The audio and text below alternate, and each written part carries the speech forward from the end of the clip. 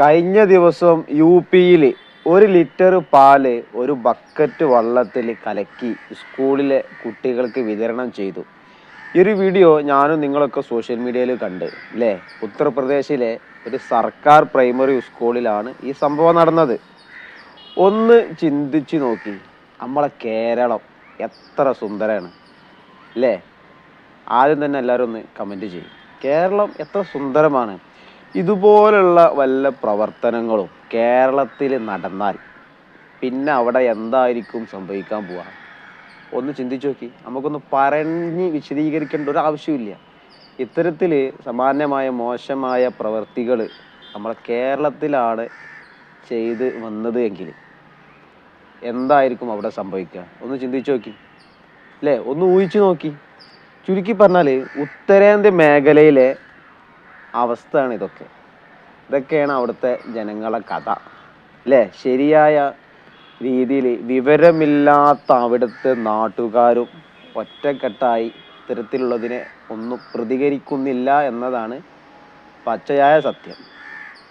അവിടെ ഇങ്ങനെയൊക്കെ സംഭവിക്കാൻ ഏറ്റവും കാരണം ഇതന്നെയാണ്. ശരിയല്ലേ?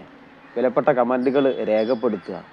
എന്തുകൊണ്ടും എല്ലാ മേഖലകളിലും അല്ലേ, വിദ്യാഭ്യാസമായിക്കോട്ടെ എല്ലാ മേഖലകളിലും നമ്മളെ സംസ്ഥാനം എന്നും മുന്നിലാണ്. വലിയ ഡിഫറൻ്റാണ്. ഉത്തരേന്ത്യൻ മേഖലകളിൽ പോയാൽ പൊതുവെ അവിടുത്തെ കുട്ടികൾ സ്കൂളിൽ പോവില്ല. ചുരുങ്ങിയ ഇന്നതൊക്കെ സ്കൂളിൽ പോയി തുടങ്ങുന്ന കുട്ടികൾക്ക് ഇതൊക്കെ തന്നെയാണ് അവസ്ഥ നേരിടുന്നത്.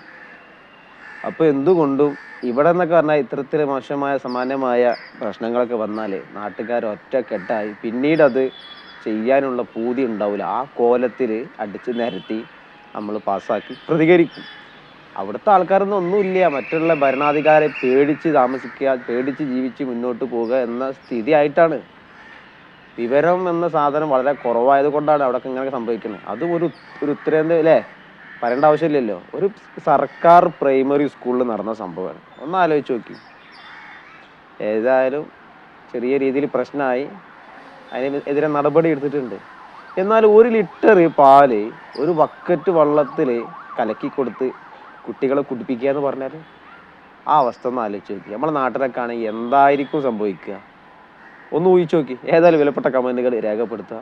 അടുത്തൊരു വീഡിയോയിൽ വീണ്ടും കാണാം. നിങ്ങൾ ആദ്യമായിട്ടാണ് കാണുന്നെങ്കിൽ ഒന്ന് സബ് ചെയ്യുക, സപ്പോർട്ട് ചെയ്യുക. Okay, by.